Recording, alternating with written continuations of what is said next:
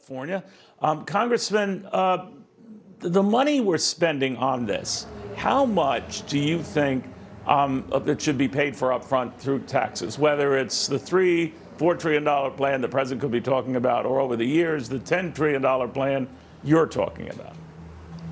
Up to $10 trillion over 10 years to reindustrialize America, so that we're producing batteries here, electric vehicles here, having critical manufacturing supplies here. But I do think that we have to pay for it. I mean, we have to pay for most of it. A start would be to actually collect taxes from those who are evading taxes. Larry Summers has a proposal that if we just enforced the tax on people who aren't paying tax right now, we could collect up to $1.2 trillion in 10 years. So that's what I would say is the first starting point. All right. Obviously, there's been an effort to go after people with the fraud, abuse, not paying taxes, and hope springs eternal. Eventually, you zero in on them. But Congressman, the more obvious question is whether a hike in the top rate or higher corporate taxes will cut it.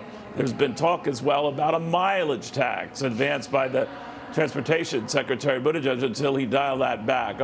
Others are saying gas tax on or off. Where are you on either of those?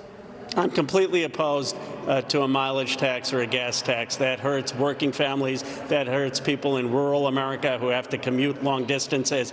I think it would be tone deaf to have that kind of a tax. What I'm talking about in terms of collecting taxes isn't just going after fraud and abuse. Right now, a lot of business income is not disclosed. And if you created a new IRS form that required banks to have the disclosure of input and output in terms of accounts, you would be able to collect a lot more. But then I do think that we have to look at raising rates on those making over $400,000, raising top marginal rates on them, and that there has to be some adjustment. Would that be beyond? I'm sorry, Congressman. Would that be beyond what the president was planning to return the top rate to 39.6, the corporate rate from 21% to 28%? Are you advising, for this at least, go beyond that?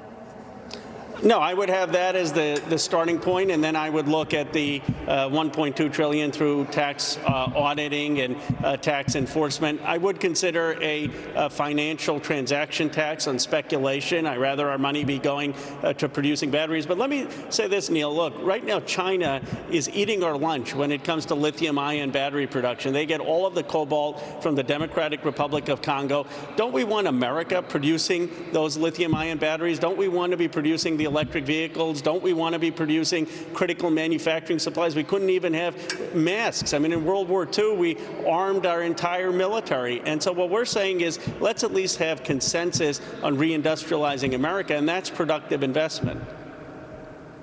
Do you think, or would you be open, Congressman, to fees and other taxes that would include more people? If this is going to be an American commitment, the rich, the not so rich, everybody sure the cost of this to bring us up to speed, to compete with the Chinas of the world and others that you argue, and you're quite accurate, have vast leads on us in infrastructure.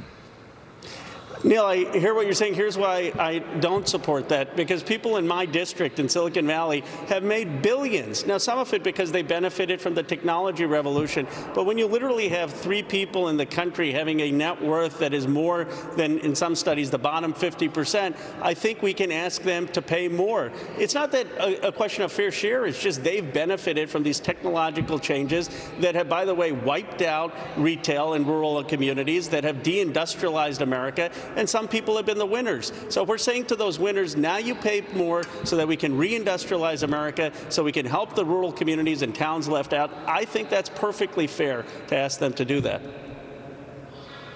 All right. We'll watch it closely. Khanna, California, Congressman, very good seeing you again. Thanks for stopping by, Congressman. Thank you.